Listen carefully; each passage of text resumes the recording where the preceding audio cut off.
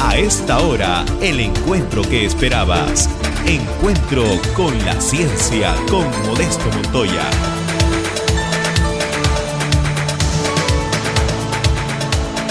Merci à tous. Dans l'après-midi, je veux d'abord remercier Georges de m'avoir invité à présenter effectivement le travail, qui est un travail de recherche,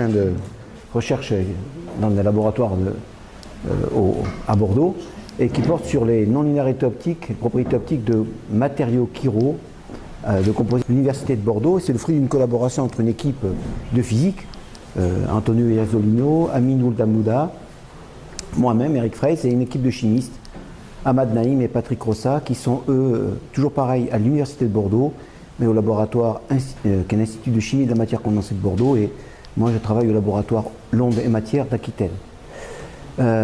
Donc, c'est un sujet relativement compliqué dans lequel il y a effectivement de l'optique non linéaire et puis des composés à transition de spin. Donc je vais essayer d'introduire les deux sujets de façon relativement simple, je l'espère. Alors, premier sujet, c'est effectivement l'introduction à l'optique non linéaire. Donc quand on regarde comment la lumière se propage dans un milieu diélectrique, par exemple dans un morceau de verre, ce qu'elle vient faire, c'est créer une polarisation, et c'est cette polarisation qui finalement va rayonner une onde qui va se propager dans le milieu. Alors ça marche très, très bien tant que le champ électrique n'est pas très grand. Et dès l'avènement des lasers, on s'est rendu compte qu'il y avait un régime relativement particulier. Un champ laser, ça envoie une onde électromagnétique dont le champ électrique est relativement intense et comparable au champ électrique qui relie par exemple les électrons au noyau. Ce qui fait qu'on ne peut plus considérer que la réponse du milieu, qui est ici la susceptibilité, donc qui relie le champ électrique, l'excitation à la réponse du milieu, eh bien, elle est plus linéaire et on doit la développer en puissance du champ électrique. C'est ce qu'on appelle le domaine de l'optique non linéaire. Et au premier ordre, eh bien, ce qu'on vient faire, c'est développer cette susceptibilité en puissance du champ. Et au premier ordre, donc ça c'est l'ordre 0, au premier ordre, on rentre dans le domaine ce qu'on appelle de l'optique non linéaire, dans lequel la réponse du milieu est proportionnelle au carré du champ électrique. Alors, quelles conséquences ça a ?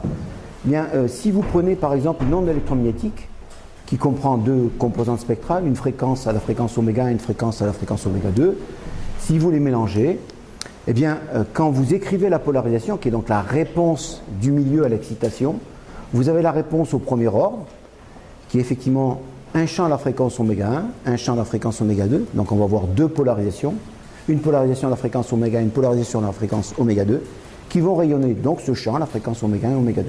Mais si maintenant on prend une réponse non linéaire, eh bien vous devez prendre une réponse qui est quadratique par rapport au champ, et si vous développez cette réponse quadratique, le carré de cosinus oméga 1t plus cosinus oméga 2t, eh bien vous voyez apparaître à ce moment-là de nouvelles fréquences, 2 oméga 1, 2 oméga 2, oméga 1 plus oméga 2, oméga 1 moins oméga 2, mais aussi des termes statiques qui viennent de la différence de oméga 1 moins oméga 1. Donc en résumé, quand on travaille dans un milieu non linéaire, eh bien on a non seulement les champs qui ont créé cette polarisation qui apparaissent, oméga 1 et oméga 2, mais aussi de nouveaux champs, 2 oméga 1, qui sont la fréquence double du champ fondamental, 2 oméga 2, la fréquence double du deuxième champ fondamental, ce qu'on appelle ici un terme de sommation de fréquences, qui sont la somme de ces fréquences-là, une différence de fréquence, qui sont la différence de ces fréquences-là, et aussi une polarisation statique qui vient de la différence de fréquence oméga 1 moins oméga 1, oméga 2 moins oméga 2.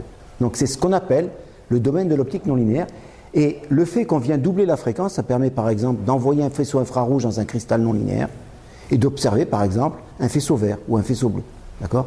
Donc ça a des applications extrêmement importantes pour le faire doublage de fréquence, mais aussi dans les télécoms pour moduler la lumière, pour moduler les propriétés de la lumière et effectivement permettre de transmettre de l'information dans les sphères optiques. Donc on voit que c'est important et il y a toute une recherche autour des matériaux pour l'optique non linéaire parce que ça a des applications en physique des lasers mais aussi dans la physique de tous les jours, ne serait-ce que dans les télécoms. Alors, donc, une des propriétés qui est importante, c'est qu'on peut montrer, d'un point de vue juste argument de symétrie, si on change le signe du champ électrique, eh bien on peut montrer que dans un matériau qui est centrosymétrique, eh bien, on ne peut pas avoir de non-linéarité d'ordre 2. Donc tous ces phénomènes dont je viens de vous parler n'existent pas si on prend un matériau centrosymétrique, un gaz, un morceau de verre par exemple. Donc premier aspect, première introduction qui est l'optique non linéaire. Deuxième aspect qui est effectivement les matériaux de transition d'état de spin. Donc c'est quoi les matériaux de transition d'état de spin? Et je vais m'intéresser plus particulièrement à ceux construits autour d'un ion fer 2, D'accord ? Donc, l'ion fer2 dans une géométrie octaédrique peut s'associer avec des complexes, des molécules, des ligands, hein, des molécules organiques, qui permet effectivement d'avoir une interaction et de former une liaison, enfin, c'est pas une liaison, c'est une désinteraction électrostatique entre le complexe de fer2 et les différents ions. Alors, ce qui se passe, c'est qu'en fonction des interactions avec les molécules organiques qui sont autour, eh bien, les 6 électrons du fer, hein, le fer c'est un D6, d'accord, ils sont tous appariés, ce qui fait que le spin va être égal à S égale à 0. Et si les interactions sont relativement fortes, on peut avoir aussi un changement d'état de spin, c'est-à-dire que 4 des électrons se dissocient et on passe à un état de spin S égale à 2. D'accord ? Ce qui est remarquable, c'est que ce changement de propriété, il peut être obtenu dans le cas du fer2, simplement en changeant la nature des ions, mais aussi en changeant la température, la pression ou en éclairant le composé. Alors ça c'est à l'échelle microscopique. Si on passe à l'échelle macroscopique, eh bien ces transitions à l'échelle moléculaire se traduisent par des transitions à l'échelle macroscopique. On a des transitions de phase associées à ce changement d'état de spin de l'ion fer2, qui va se traduire notamment par des changements de couleur. Vous avez ici un composé de fer2 qui à basse température a une certaine couleur, et dès que l'état de spin de l'ion fer2 change, eh bien le matériau va devenir transparent, ce qui donne ce changement-là. Alors, une autre des propriétés intéressantes, c'est que cette transition d'un état bas spin à un état haut spin, ça peut aussi se traduire par une boucle d'hystérésis, d'accord, sur une plage de température relativement importante, et ça ouvre la possibilité de stocker de l'information dans ces matériaux-là. Donc on va avoir un matériau comme un matériau ferromagnétique, par exemple, dans lequel on peut changer l'état du matériau. Et donc, stockage d'informations dans ces matériaux-là. Alors, un des problèmes, c'est que, alors, premier avantage, c'est que cette transition d'état de spin, là dont j'ai parlé, S égale à 0 à S égale à 2, elle peut être extrêmement rapide. On sait aujourd'hui induire ça avec des impulsions laser, et ça se passe sur des temps qui sont extrêmement courts, typiquement à la dizaine de femtosecondes, 10-14 secondes. Et cette transition-là, c'est ce que je vous ai dit aussi, c'est que ça se traduit non seulement par des changements de couleur, mais aussi des changements de propriétés électriques, de propriétés mécaniques, et ça permet de concevoir un certain nombre de matériaux, des senseurs, des actuateurs, des capteurs, etc. Alors, le problème, par rapport au premier sujet que je vous ai introduit, c'est que la majorité des matériaux, ils appartiennent à des groupes de symétrie orthorhombique, MMM, qui est un espace centrosymétrique. Donc, dans toute la majorité des matériaux à transition de spin, on n'a pas de propriétés optiques non linéaires d'ordre 2. Donc, on ne peut pas les utiliser pour faire des télécoms en particulier, ou faire des doubleurs de fréquences dans des lasers. Alors, l'objectif de ce que je vais vous présenter ici, c'est de vous montrer qu'aujourd'hui, avec une petite astuce, hein, on est capable aujourd'hui de synthétiser ces composés pour qu'ils aient des propriétés optiques non linéaires d'ordre 2. On a fait ça, on a aussi mesuré la propriété optique non linéaire d'ordre 2, et ce que je vais vous montrer, c'est qu'ils ont des valeurs qui sont comparables à ce qu'on sait faire de mieux dans le domaine. Et puis, je vais aussi vous montrer qu'on a été un peu plus loin et qu'on a été aussi capable d'utiliser ces matériaux pour en faire une utilisation concrète dans des lasers. Alors, on va d'abord passer à l'idée de base. Donc, ce que j'ai dit, c'est que effectivement, ces matériaux-là, naturellement, quand ils cristallisent dans des groupes centrosymétriques, mais c'est des groupes qui sont ioniques, d'accord ? Donc, pour faire un cristal, on est obligé de rajouter un contre-ion, d'accord ? Et l'idée qui a prévalu dans notre travail, c'est de rajouter un contre-ion qui est chiral, d'accord ? Eh bien, ce qui fait que si vous mettez un matériau chiral dans un matériau qui est centrosymétrique, à la fin, vous devez forcément, pour des arguments de symétrie, finir dans un matériau qui est chiral lui aussi, d'accord ? Et effectivement, en mélangeant des ions de fer avec des ions de phényl, là, c'est ces groupements ici, 3 fois, avec un tartarate, un arsenic de tartarate qui est commercialement disponible, eh bien, on a fini par cristalliser le matériau dans un groupe de symétrie qui est le groupe 3,2, auquel appartient par exemple le quartz. Et vous savez que le quartz, c'est un matériau qui est par exemple piézoélectrique, mais aussi qui a permis d'observer pour la première fois le doublage en fréquence.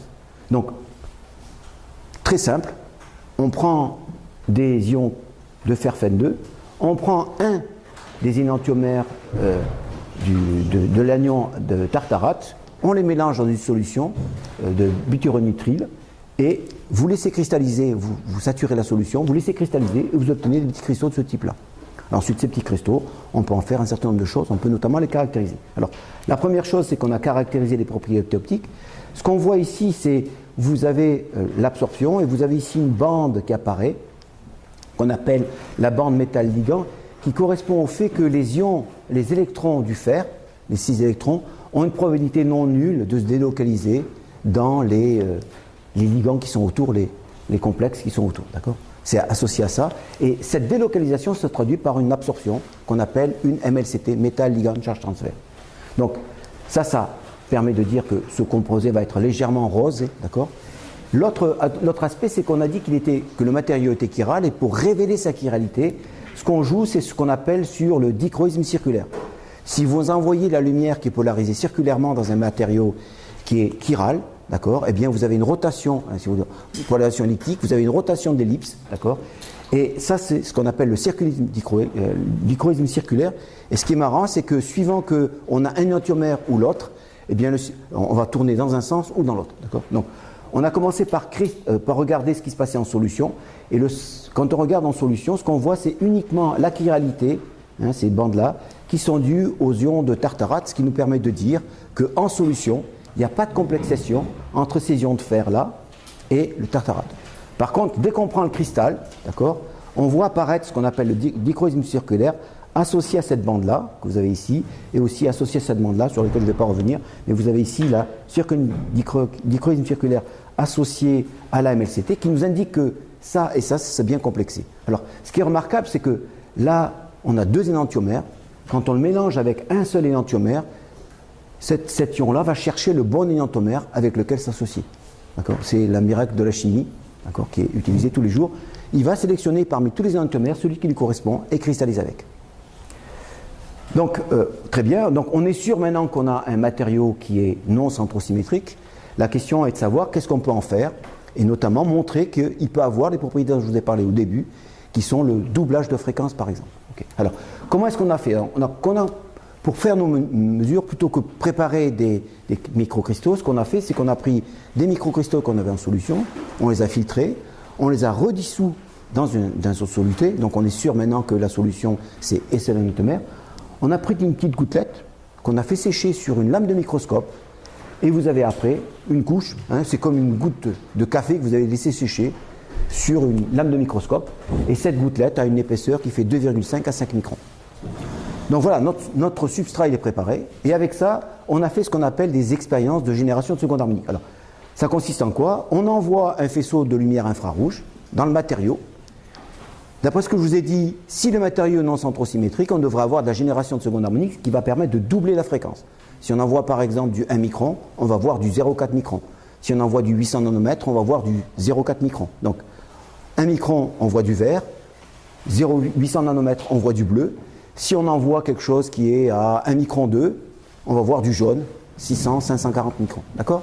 Donc, derrière l'échantillon, ce qu'on va venir faire, c'est mettre un spectromètre qui va permettre de récolter de la lumière. D'accord ? On envoie ça sur un capteur qui capte la lumière visible et on relie ça à un ordinateur. Alors, on a fait la manip et ce qu'on a regardé tout d'abord, c'est comment évoluer l'intensité de l'onde qu'on générait à la fréquence harmonique en fonction de l'onde fondamentale. On peut montrer que d'un point de vue optique non linéaire, je ne vais pas rentrer dans les détails, ça doit évoluer de façon quadratique par rapport à l'intensité de l'onde excitatrice. C'est exactement ce qu'on a observé.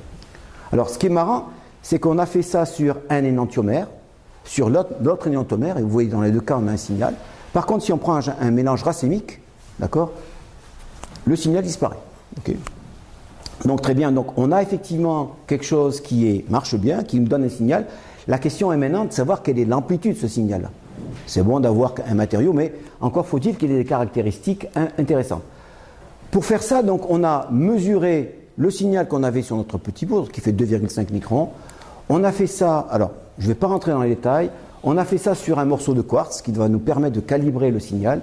Et à partir de ça, on est capable de relier les deux et d'en déduire finalement la valeur de la non-linéarité par rapport à la référence qui est ici le quartz. D'accord ? Donc on a une valeur ici qui est la référence du quartz, on connaît l'épaisseur du quartz, on connaît l'épaisseur de notre échantillon, on connaît le rapport des intensités qu'on a dans le quartz et dans notre échantillon, et ça nous permet de mesurer directement ce qu'on appelle la susceptibilité effective, qui est une des caractéristiques importantes du matériau.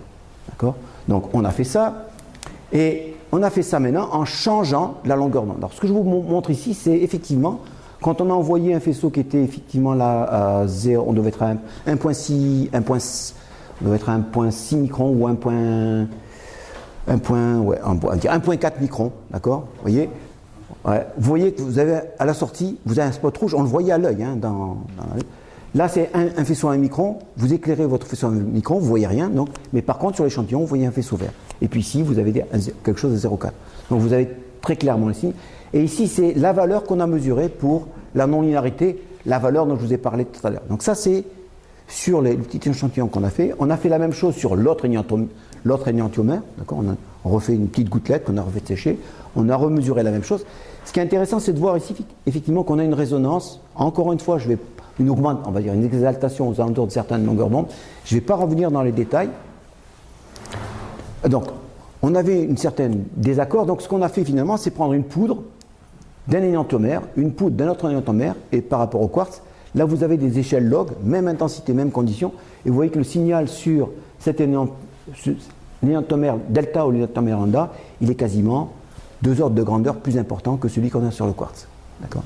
Donc, à partir de ça, eh bien, on a été capable d'évaluer à la longueur d'onde où on avait le plus grand effet, la valeur de non-linéarité, on trouve quelque chose qui vaut 6,4 picomètres par volt. Alors, pour les non-spécialistes, ça ne vous dira rien, mais typiquement, ce qu'il faut savoir, c'est par exemple sur le laser mégajoule, qu'on utilise actuellement à Bordeaux et pour faire des fortes intensités, eh bien, cette valeur-là est 10 fois plus faible. D'accord ? Donc, on a quand même des non-linéarités qui sont importantes. Des matériaux qu'on utilise quotidiennement dans les laboratoires, pour les impulsions femtosecondes, ça a typiquement une valeur qui vaut 3 à 4 picomètres par volt. Donc on a, par chance, un matériau qui a une non-linéarité importante et qui se comporte bien. Alors, vous allez me dire, vous avez une poudre, c'est pas avec ça que vous allez faire grand-chose.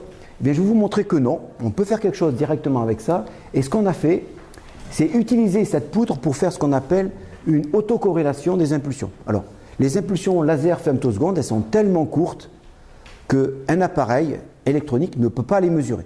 Donc, ce qu'on vient faire, c'est ce qu'on appelle faire une autocorrélation, c'est-à-dire qu'on va envoyer 2 impulsions avec un petit angle dans le matériau qu'on a préparé tout à l'heure, d'accord ? Et elles vont se croiser avec un petit angle. Et ce qu'on peut montrer, encore une fois, c'est que par principe de conservation de l'énergie de la quantité de mouvement, on peut avoir de la lumière harmonique générée dans la direction du premier faisceau, d'accord ? On peut aussi avoir une lumière générée de façon directe dans la direction du deuxième faisceau. Et puis il y a une troisième possibilité, c'est pour faire de la sommation de fréquences, on peut prendre un photon à ce faisceau-là et un photon à ce faisceau-là. D'accord ? Et on peut montrer que pour un principe de conservation de la quantité de mouvement, la direction dans laquelle ça va se produire, c'est suivant la bisectrice entre les deux. D'accord ? Et uniquement suivant la bisectrice entre les deux. Donc ce qui se passe maintenant, c'est que si vous avez une impulsion qui dure qu'une centaine de femtosecondes, si vous pouvez mettre un équivalent en distance, 100 femtosecondes, c'est quoi en distance? Ça va faire 30 microns à peu près. Eh bien, le seul moment où vous allez pouvoir avoir la génération suivant cette bisectrice, c'est le moment où les 2 faisceaux se superposent spatialement et temporellement. D'accord? Et comme vous pouvez mesurer la distance sur laquelle vous voyez ça, vous en déduisez directement la durée de l'impulsion. Donc c'est la technique qu'on a utilisée. Alors je vous montre d'abord ce qu'on voit quand on prend un spectromètre ici, d'accord, qu'on regarde suivant cette direction-là et suivant cette direction-là, en fonction du retard entre les 2 impulsions. Et vous voyez que si vous retardez de plus de 200 femtosecondes, alors vous avez toujours le signal suivant cette direction-là, de deuxième harmonique, le signal de deuxième harmonique suivant cette direction-là, le premier à 400 nanomètres, le deuxième à 420 nanomètres. Et vous voyez que suivant la bisectrice, vous ne l'avez, il est à la fréquence somme divisée par 2, vous ne l'avez que pendant une période de temps qui dure à peu près 150 femtosecondes. D'accord ? Donc ça nous permet de directement mesurer la durée des impulsions. Alors on a fait ça sur un cristal qui est bien connu, qui est le cristal de BBO, qui est utilisé de façon assez classique pour caractériser les impulsions, et sur notre poudre. Et vous voyez qu'aux échelles de mesure près, à quelques dizaines de femtosecondes près, on trouve exactement la même chose. Alors, quels sont les avantages de la technique qu'on a proposée, ou du matériau qu'on a proposé? D'abord, il faut savoir qu'un cristal de BBO qui fait 100 microns d'épaisseur, ça coûte à peu près 1000 €. notre système il coûte 2 francs 6 sous. D'accord. Deuxième avantage, c'est que, en fait, pour avoir ça, on est obligé de tourner le cristal, hein, ce qu'on appelle établir l'angle d'accord de phase. Ça se fait quasiment automatiquement parce que l'épaisseur de l'échantillon est extrêmement faible. Et puis, deuxième aspect, c'est que pour obtenir ça, il faut que les faisceaux qu'on envoie, ils aient des polarisations qui soient bien fixées. Dans notre cas, c'est indépendant de la polarisation. Donc ça fait 3 bonnes raisons qui montrent les avantages du matériau qu'on a synthétisé sous forme d'une petite plaquette ou une goutte qu'on a fait sécher. D'accord. Donc vous avez une solution bon marché pour caractériser des impulsions en femtosecondes. Alors, je vais m'arrêter là, parce que je pense que j'avais 20 minutes et je vais essayer de m'y tenir. Donc, ce que je vous ai montré, c'est qu'on sait finalement synthétiser des matériaux à transition de spin qui ont des non-linéarités d'ordre 2. L'astuce est relativement simple, il suffit de mettre un contre-ion chiral. Je vous ai fait l'histoire relativement courte, c'est pas toujours aussi simple que ça, mais je pense que ça fait partie de la communication. Ce que je vais vous montrer, c'est qu'on a aussi par chance des non-linéarités qui sont relativement importantes, hein, qui sont parmi ce qui se fait mieux dans le domaine. Et puis, je vous ai démontré une application relativement simple et directe des composés qu'on a synthétisés.